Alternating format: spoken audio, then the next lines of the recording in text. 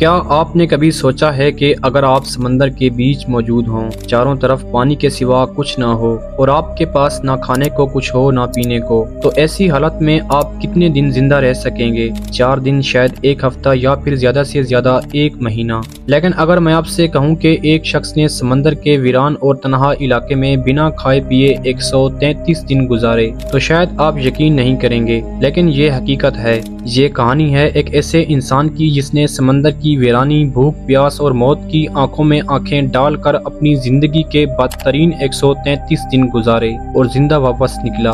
یہ کہانی کمزور دلوں کے لیے نہیں، یہ ہمت، صبر اور انسان کی بقا کی سب سے خوفناک داستان ہے جو آپ کو اندر تک ہلا کر رکھ دے گی۔ آج ہم آپ کو لے چلیں گے دوسری جنگ عظیم کے زمانے میں، جب ایک معمولی سا سیلر پوری دنیا کے لیے زندہ رہنے کی مثال بن گیا تھا۔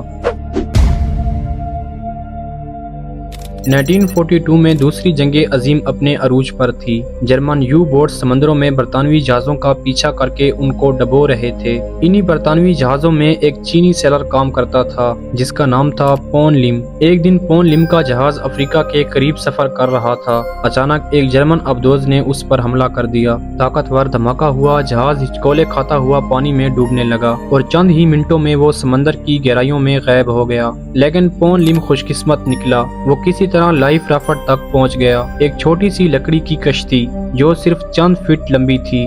جب وہ اس کشتی پر سوار ہوا تو چاروں طرف نیلا آسمان اور بے رحم سمندر تھا۔ نہ وہاں کوئی دوسرا انسان تھا اور نہ ہی اس کے پاس کسی کی مدد تھی، وہاں صرف تنہائی اور خوف تھا۔ شروع کے کچھ دن پون لم کے پاس فلٹر واٹر اور بسکٹ تھے جو اسی کشتی میں پڑے تھے، لیکن وہ زیادہ دنوں تک نہیں چل سکتے تھے۔ چند ہی دنوں بعد اس کے پاس کھانے کو سب کچھ ختم ہو گیا۔ اب پون لم نے اپنے دماغ کا استعمال کرنا شروع کیا۔ جب بارش ہوتی تو وہ بارش کے پانی کو بوتل میں سٹور کرتا۔ کھانے کے لیے اس نے مچھلیاں پکڑنے کا حق بنایا اور مچھلیاں پکڑنا شروع کی، لیکن کبھی کبھار کئی دنوں تک مچھلیاں اس کے ہاتھ نہ آتیں اور اسے بھوکا رہنا پڑتا تھا۔ ایک دن بھوک پیاس نے اسے اس قدر مجبور کیا کہ اس نے اپنی جان داؤ پر لگا دی۔ جب 2 دن اس کے ہاتھ مچھلیاں نہیں لگیں تو تیسرے دن اس نے دیکھا کہ ایک شارک اس کی کشتی کے آس پاس گھوم رہی ہے۔ اس نے اپنی بھوک مٹانے کے لیے اس شارک کو پکڑنے کا پلان کیا۔ اس نے شارک کو پکڑنے کا مکمل پلان کر لیا تھا، لیکن ایک چیز کی کمی تھی،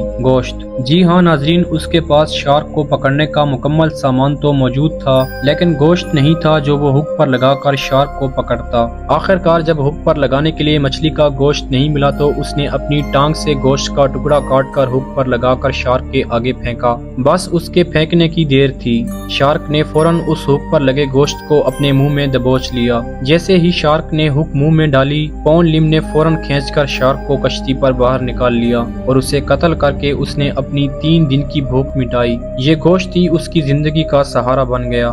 دن ہفتوں میں اور ہفتے مہینوں میں بدلتے گئے۔ پون لم کا جسم کمزور ہوتا جا رہا تھا، لیکن اس کی ہمت ٹوٹنے کا نام ہی نہیں لے رہی تھی۔ ناظرین، پورے 2 مہینے گزر گئے لیکن پون لم کو سمندر کا کنارہ نظر نہیں آ رہا تھا، کیونکہ جس جگہ پون لم کا جہاز ڈوبا تھا وہاں سے ہزاروں کلومیٹر دور دور تک کوئی ساحل نہیں تھا۔ پون لم سمندر کے ایسے حصے میں جا چکا تھا جو بالکل خاموش اور سنسان تھا اور دور دور تک کوئی ساحل نہیں تھا۔ جب مچھلیاں ہاتھ نہ آتی تو وہ کشتی پر آنے والے پرندوں کا شکار کر کے ان کے گوشت سے اپنی بھوک اور ان کے خون کو پی کر اپنی پیاس بجھاتا۔ یقین مانے، انسان جب زندگی اور موت کے بیچ کھڑا ہو تو وہ سب کچھ کر لیتا ہے جس کا وہ اپنی نارمل زندگی میں تصور بھی نہیں کر سکتا۔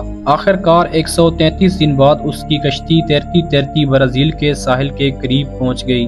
مقامی مچھیرے حیران رہ گئے کہ ایک کمزور ڈھانچے جیسا انسان اکیلا اس چھوٹی سی کشتی پر زندہ ہے۔ انہیں یقین نہیں آ رہا تھا کہ کوئی انسان اتنے دنوں تک سمندر میں اکیلا زندہ رہ سکتا ہے۔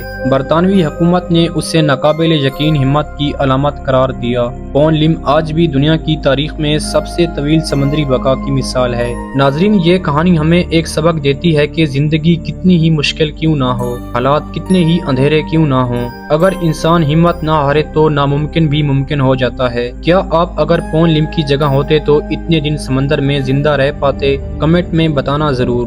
امید کرتا ہوں آپ کو ہماری آج کی ویڈیو پسند آئی ہوگی۔ مزید اس طرح کی انٹرسٹنگ ویڈیوز دیکھنے کے لیے ہمارے چینل کو سبسکرائب کر دیں۔ شکریہ۔